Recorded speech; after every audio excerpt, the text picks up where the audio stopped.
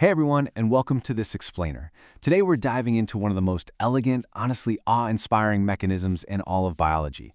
We're talking about how the immune system actually learns from its very first encounter with a pathogen, and then leverages that memory to unleash a massively stronger response the next time around. To ground this in reality, I want you to picture a young puppy coming into your clinic for its very first parvovirus shot. We are going to trace the journey of that vaccine from the initial needle poke all the way down to the incredible cellular learning happening inside that puppy's lymphoid tissues. Let's get into it. Here is our quick roadmap for today. We'll start with the foundation, move into the first encounter, cross the bridge to memory, look at the return, analyze the showdown, and wrap up with the clinical reality. All right, Section 1, the foundation. So our crucial starting point is getting really clear on what an immune response actually is. It's not just a single, instantaneous zap. An immune response is a highly coordinated biological cascade. It's a reaction to an antigen that requires a very precise sequence of events. First, recognition of the threat, then activation of the appropriate defenses, and ultimately the elimination or control of that specific antigen. It is a wonderfully complex, multi-step process.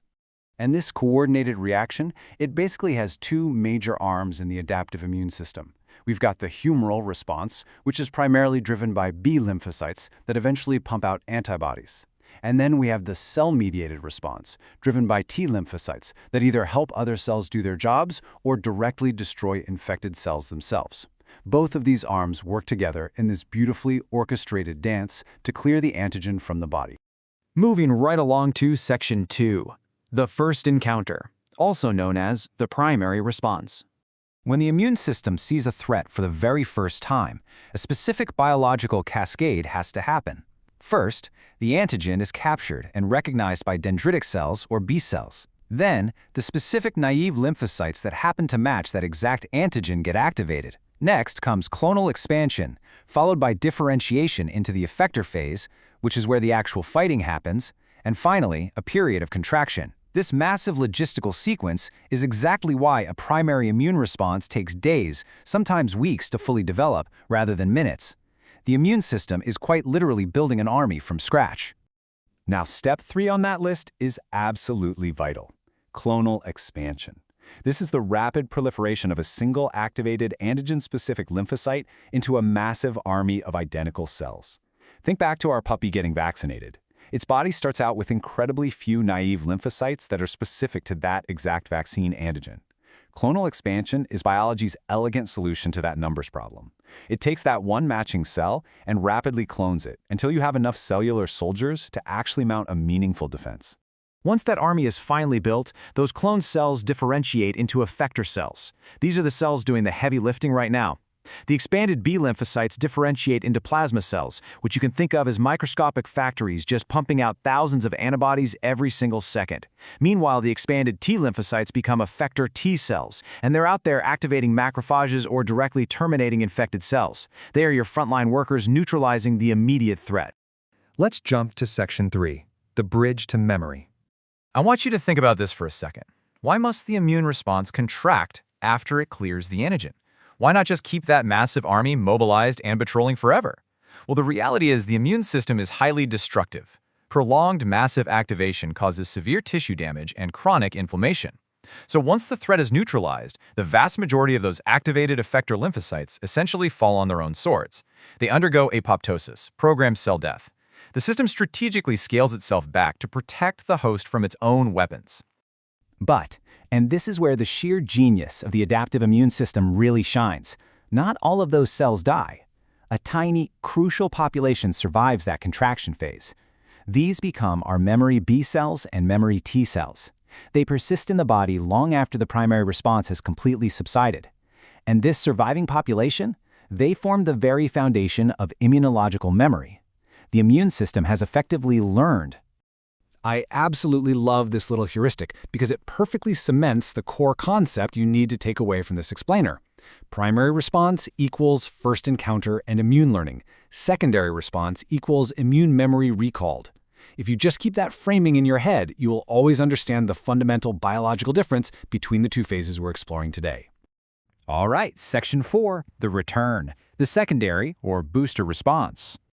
So, our puppy comes back a few weeks later for its booster shot, Or maybe it encounters live parvovirus out at the dog park. This triggers a secondary response. But why is this secondary response so incredibly fast? If the primary response took days and days to slowly ramp up, why does this one seem to kick in almost immediately?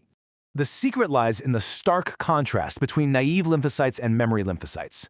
The very first time around, finding that one specific naive cell, activating it and expanding it, was a painfully slow, start-from-scratch process. But now we have a dedicated, pre-programmed population of memory cells waiting in the wings. They require way less signaling to activate, and the moment they see that antigen again, they trigger a rapid, explosive expansion. There is zero starting from scratch.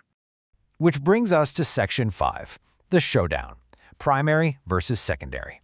Let's conceptually trace out the antibody response curve here. Think about the timeline of that first exposure. There's an incredibly long lag phase, right?